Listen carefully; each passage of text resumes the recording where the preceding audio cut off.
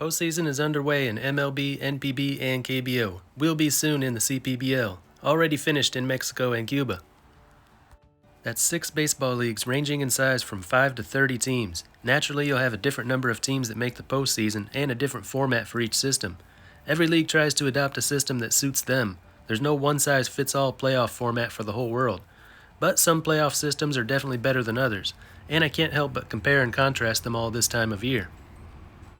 Before I go any further, I've got to remind you, if you haven't done so already, please subscribe to my second channel, World Baseball News. Every Monday I'll be recapping all the past week's action from all the major baseball leagues of the world. I presently do that on this channel, but starting in November, all my Monday news videos will be going on that channel, while this channel will be used for other international baseball content. When you put together a playoff system, it should meet 2 requirements. 1, it should be exciting. Several teams should be involved. It's best if we don't know which teams exactly will be there till the very end of the regular season. And 2, it should try to determine which team is the very best. If you have every team in the postseason and they all have an equal shot at winning the title, yeah, it might give everyone something to play for, but it raises the chance of an undeserving team winning it all. Only a certain number of teams should make it to the postseason, and certain advantages should be given to those teams that perform the best during the regular season. For those who just managed to sneak in, it should be hard for them to upset the higher-seeded teams. You might tell me you think it's boring if the lower-seeded team has less of a chance, but I disagree, because upsets are going to happen, and it's a lot more exciting when a team pulls it off with the odds stacked against them.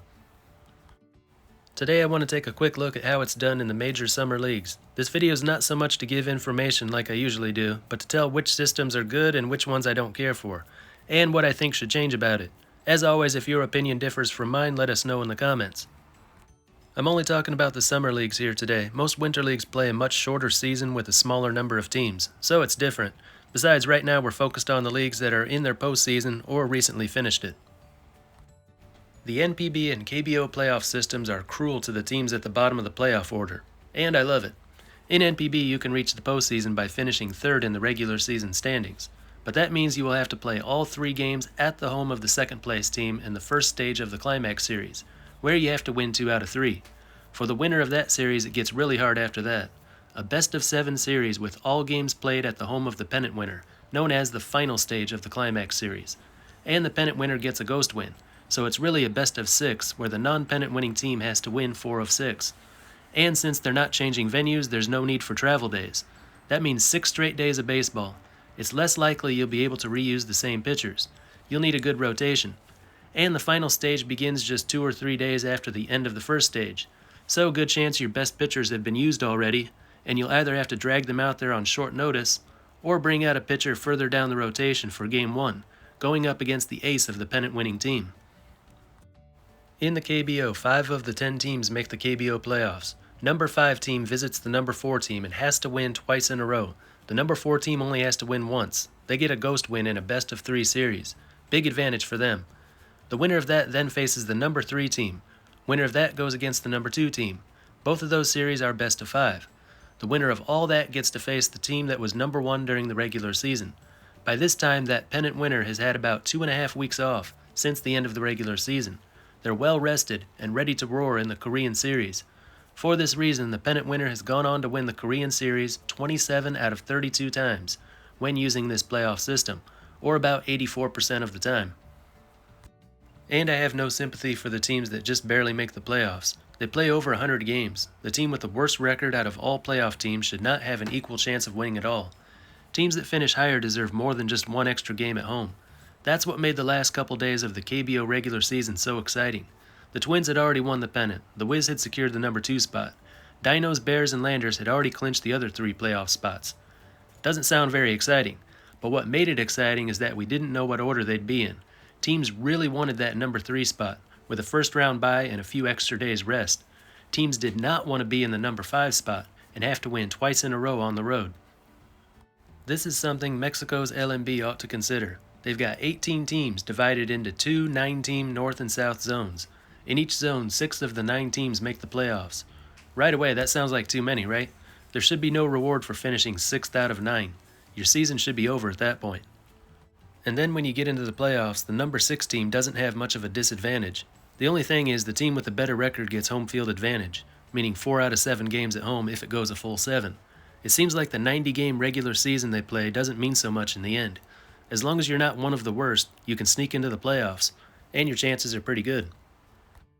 This year, the 4th place teams from each zone reached the Serie del Rey, and the champion team, Pericos de Puebla, actually lost their first round series. Because you have 6 teams for the zone playoffs, you only have 3 winners. The 4th spot in the semifinal round goes to the lucky loser, the losing team that came the closest to winning their series. Puebla blew a 3-0 series lead and lost in the opening round, then were rewarded with the trip to the next round. And this was the second year in a row where the Serie del Rey featured a matchup of 2 4th-place teams. Under such a system, mediocre teams often find their way into the final series, over teams that played the best ball throughout the summer. Something similar to the KBO system could work well in the LMB. Have 4 of the 9 teams in each zone reach the postseason. Number 4 at number 3 in a best-of-3 series, where the number 3 team already has 1 win. Winner of that plays a well-rested number 2 team. Winner of that goes on to face a very well-rested number 1 seed. The champions of the 2 zones meet in the usual best-of-7 Serie del Rey. MLB, I think, does the best they can with their postseason system. 30 teams, 12 reach the postseason, so only the top 40%. Regular season performance is important, as it should be since they play 162 games. The best 2 in each league get a first-round bye. After that, the only advantage the higher seed gets is home field advantage. But when you've got 12 teams in the postseason and you're trying to finish in less than a month's time, it's hard to do it any other way. You could reduce the number of teams that reach the postseason, back to 8 or 10 like they used to have not long ago. But fewer teams in the postseason means less excitement around the league at the end of the regular season, and no one wants that. The biggest problem in MLB with trying to get the best teams in the postseason is that every division champion gets in, and not all divisions are created equal. MLB is looking to expand to 32 teams in the near future, and it looks like they'll want to make it 4 divisions of 4 teams in each league. This will make the problem even worse.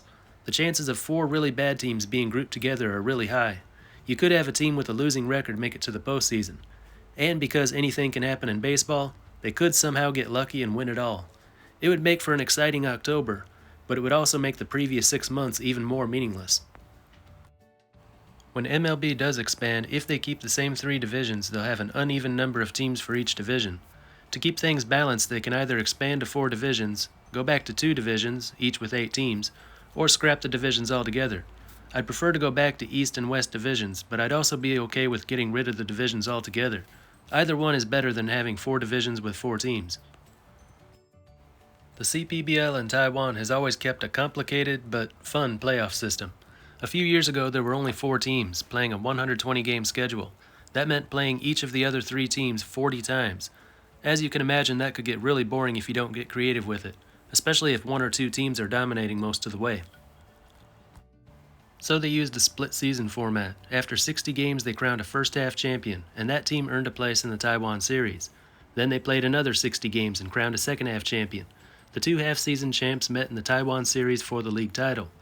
If the same team won both halves, the team with the second and third best overall records would have a playoff to see who would go to the Taiwan Series. The team that won both halves would be rewarded with a ghost win. If the team with the best overall record for the whole season didn't win either half, they would have a playoff with one of the half-season champions, the one with the worst overall record. The winner would meet the half-season champion with the better overall record in the Taiwan Series. Now they have 5 teams and 3 make the playoffs, the 2 half-season champions and the team with the next best overall record. The team with the best overall record goes straight to the Taiwan Series, and the other 2 have a playoff to determine the other spot. Under this system, there are always 3 teams in the playoffs, so it's less complicated than before. Next year, they're adding another team, so that'll bring the total to 6, and this would be a good time to scrap the split-season format. They brought up that possibility not too long ago, but as far as I've heard, never made a decision on it. With 6 teams and 3 of them reaching the playoffs, it's unnecessary. The season is about to end there right now, and the first-half champion could possibly finish with the 4th best overall record, while the third-place team doesn't even make the playoffs. In a league with 6 teams, they should always be able to ensure that the best 3 teams reach the playoffs. The second-place team gets every game at home versus the third-place team. The team with the best overall record goes straight to the Taiwan Series and gets home field advantage. I still like the split-season format for a 4-team league, playing over 100 games, but it's time to do away with it. The Cuban National Series has 16 teams and half of them reach the playoffs. Nothing fancy, just a best of 7 quarterfinals, semis, and finals. No advantage for the higher seeded team other than home field advantage. You might expect me to say reduce the number of playoff teams or give some kind of advantage to the higher seeds, but there's a lot of parity in the Cuban League. No dominant teams at the top. Only the ones at the very bottom are not competitive. No big difference between the number 1 and number 8 teams. So for now anyway, leave things the way they are. In conclusion, I like the NPB and KBO playoff systems. I'd recommend the KBO system for the LMB.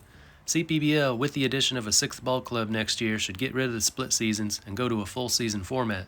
MLB system is fine the way it is, but when they expand to 32 teams, they should not expand to 8 divisions. East and West divisions or no divisions at all. And Cuba's just fine the way it is. But that's just what I think. Let me know what you think down in the comments. That's all for this one, and until next time, this is Baseball International. See ya.